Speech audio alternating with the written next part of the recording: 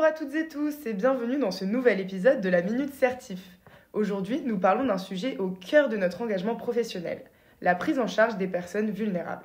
Qui sont-elles? Quels sont nos devoirs et responsabilités en tant que soignants? Pour répondre à ces questions, nous accueillons Sophie-Georges Randrezza, cadre de santé en orthopsie, qui va nous éclairer sur ce sujet essentiel. Bonjour Sophie, pouvez-vous nous rappeler ce que l'on entend par personne vulnérable? Bonjour Manon, bien sûr, selon le code pénal, une personne vulnérable est une personne incapable de se protéger en raison de son âge, d'une maladie ou d'un handicap. Cela inclut des populations comme les personnes âgées, les mineurs ou encore les femmes enceintes. La vulnérabilité peut être physique, psychique, sociale ou familiale. Et quels signes doivent nous alerter chez ces patients?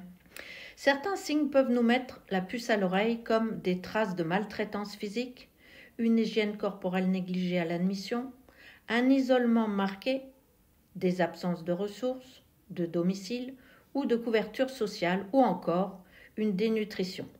Il est crucial d'être attentif et de signaler toute suspicion. Quelles sont nos responsabilités légales en cas de suspicion de maltraitance? Nous avons tous une obligation légale d'assistance définie par l'article 223.6 du Code pénal. Ne pas porter assistance à une personne en danger est passible de sanctions.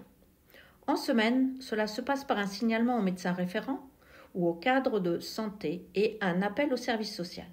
S'il y a une mise en danger immédiate le week-end ou un jour férié, un signalement doit être fait au procureur de la République.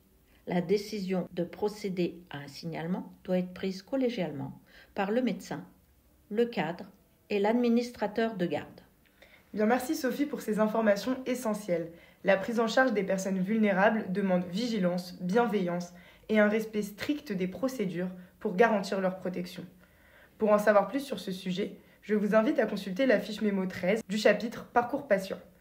On termine avec l'infobonus du jour. Saviez-vous que la toute première déclaration universelle des droits de l'homme a été adoptée par les Nations Unies en 1948? Elle reste un texte fondamental pour la défense des droits des personnes vulnérables. Allez, rendez-vous demain pour un nouvel épisode et surtout, n'oubliez pas notre objectif commun, Haute qualité des soins.